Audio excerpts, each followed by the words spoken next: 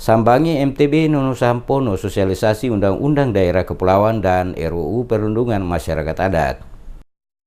Wakil Ketua 1 DPD RI Nono Sampono melakukan sosialisasi rancangan Undang-Undang Perlindungan Masyarakat Adat dan Undang-Undang Daerah Kepulauan saat berkunjung ke Kabupaten Kepulauan Tanimbar, Maluku Tenggara Barat. Sosialisasi yang dipusatkan di ruang rapat Setda dihadiri sejumlah pimpinan SKPD lingkup pemerintah kabupaten setempat. Nono Sampono mengungkapkan untuk mewujudkan Indonesia sebagai negara maritim dengan komitmen mewujudkan Indonesia sebagai poros maritim dunia, maka salah satunya harus dimotori dari daerah-daerah provinsi berkarakter kepulauan. Rancangan Undang-Undang Daerah Kepulauan ini, kata Nono Sampono, menjadi salah satu perwujudan kepastian hukum dalam mempercepat pembangunan Indonesia sebagai poros maritim dunia. Menurut Nono, RUU Daerah Kepulauan merupakan hasil kerja keras seluruh anggota Komite 1 DPD RI. Selaku salah satu pimpinan DPD RI, Nono mengaku hanya ikut memberikan stimulan atau penguatan dalam sosialisasi RUU ini. Dalam kesempatan yang sama, Senator asal Provinsi Maluku menegaskan setelah melalui proses pembahasan yang panjang, RUU Daerah Kepulauan yang merupakan inisiatif DPD RI ini diharapkan bisa ditetapkan oleh DPR RI dalam waktu dekat. Ditambahkannya, sosialisasi RUU Daerah Kepulauan ini digelar dalam rangka mendorong DPR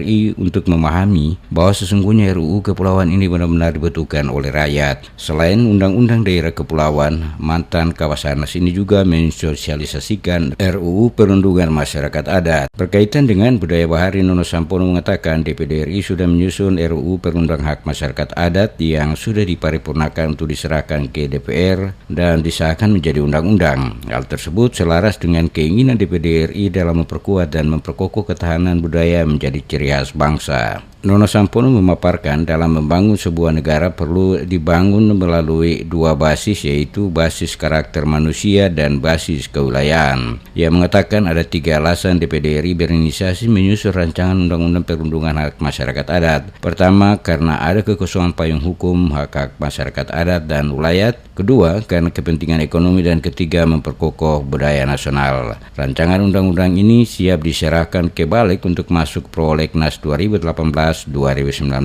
Rancangan Undang-Undang Kepulauan penting untuk segera disahkan karena penggeseran di tingkat global sudah sedemikian besar, tetapi tata kelola di internal negara sangat lama tidak hadir di daerah kepulauan.